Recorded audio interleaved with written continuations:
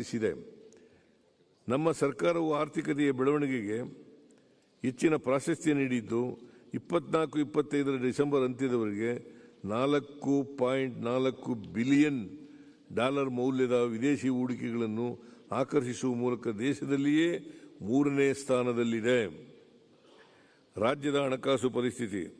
ಕರ್ನಾಟಕ ರಾಜ್ಯವು ಸುಸ್ಥಿರ ಋಣ ನಿರ್ವಹಣೆ ಮತ್ತು ವಿತ್ತೀಯ ಶಿಸ್ತು ಪಾಲಿಸುವ ಮೂಲಕ ವಿತ್ತೀಯ ಹೊಣೆಗಾರಿಕೆಯನ್ನು ಉತ್ತಮವಾಗಿ ನಿಭಾಯಿಸಿದೆ.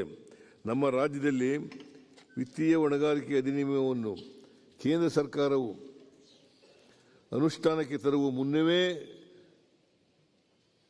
ಜಾರಿಗೆ ತರಲಾಯಿತು. ಅಲ್ಲದೆ ರಾಜ್ಯದ ಒಟ್ಟು ಹೊಣೆಗಾರಿಕೆಗಳಲ್ಲಿ ಆಯವ್ಯಯದ ಹೊರಗಿನ ಸಾಲಗಳನ್ನು ಪರಿಗಣಿಸಿದ ಮೊದಲ ರಾಜ್ಯ ಕರ್ನಾಟಕ.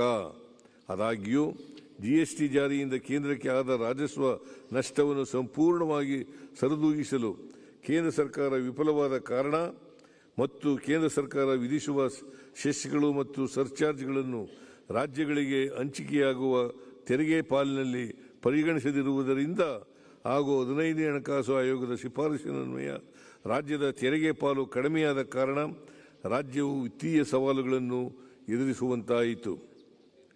15ನೇ ಹಣಕಾಸು ಆಯೋಗದ ಶಿಫಾರಸಿನ ಅನ್ವಯ ತೆರಿಗೆ ಹಂಚಿಕೆಯಲ್ಲಿ ಅತಿ ಹೆಚ್ಚು ನಷ್ಟವನ್ನು ಅನುಭವಿಸಿದ ರಾಜ್ಯ ಕರ್ನಾಟಕ.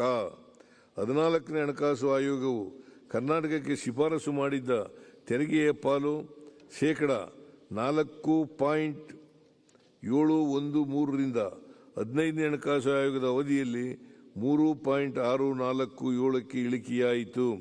ಇದರಿಂದಾಗಿ ರಾಜ್ಯದ ತೆರಿಗೆ ಹಂಚಿಕೆಯು $23 ಕುಸಿತವಾಗಿ ರಾಜ್ಯವು ವಾರ್ಷಿಕ ಅಂದಾಜು 12,000 ಕೋಟಿ ರು ನಷ್ಟ ಅನುಭವಿಸಬೇಕಾಯಿತು. ಅಲ್ಲದೆ 15ನೇ ಹಣಕಾಸು ಆಯೋಗವು ರಾಜ್ಯದ ತೆರಿಗೆ ಪಾಲು ಕಡಿಮೆಯಾದ ಕಾರಣ 5,495 ಕೋಟಿ ರುಗಳ ವಿಶೇಷ ಅನುದಾನ, ಬೆಂಗಳೂರಿನಲ್ಲಿ ಕೆರೆಗಳ ಸಂರಕ್ಷಣೆಗಾಗಿ 3,000 ಕೋಟಿ ರೂಪಾಯಿ ಮತ್ತು ಪೆರಿಫೆರಲ್ ರಿಂಗ್ ರಸ್ತೆ ಅಭಿವೃದ್ಧಿಗೆ 3,000 ಕೋಟಿ ಸೇರಿ ಒಟ್ಟು 11,495 ಕೋಟಿ ರುಗಳನ್ನು ತನ್ನ ವರದಿಯಲ್ಲಿ ಶಿಫಾರಸು ಮಾಡಿತು. ಆದರೆ ಕೇಂದ್ರ ಸರ್ಕಾರ ಈ ಅನುದಾನವನ್ನು ಬಿಡುಗಡೆ ಮಾಡಿರುವುದಿಲ್ಲ. 23-24ನೇ ಸಾಲಿನ ಕೇಂದ್ರ ಸರ್ಕಾರದ ಆಯವ್ಯಯ ಭಾಷಣದಲ್ಲಿ ಭದ್ರಾ ಮೇಲ್ದಂಡೆ ಯೋಜನೆಗೆ 5,300 ಕೋಟಿ ರುಗಳನ್ನು ಘೋಷಿಸಿತ್ತು. ಆದರೆ ಕೇಂದ್ರ ಸರ್ಕಾರವು ಇದುವರೆಗೂ ಯಾವುದೇ ಅನುದಾನ ಬಿಡುಗಡೆ ಮಾಡಿರುವುದಿಲ್ಲ. ರಾಜ್ಯಗಳಿಗೆ ತೆರಿಗೆ ಹಂಚಿಕೆಯನ್ನು ಹೆಚ್ಚಿಸುವ ಬಗ್ಗೆ 16ನೇ ಹಣಕಾಸು ಆಯೋಗದ ಮುಂದೆ ರಾಜ್ಯವು ಪ್ರಬಲವಾಗಿ ತನ್ನ ವಾದವನ್ನು ಪ್ರತಿಪಾದಿಸಿದೆ.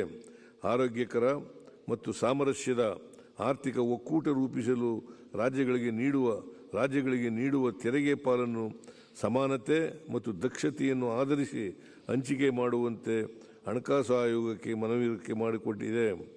ಬಲಿಷ್ಠ ಆರ್ಥಿಕತೆ ಹೊಂದಿರುವ ರಾಜ್ಯಗಳು ಬಡ ರಾಜ್ಯಗಳಿಗೆ ನೆರವಾಗಲು ಬದ್ಧವಾಗಿದ್ದರೂ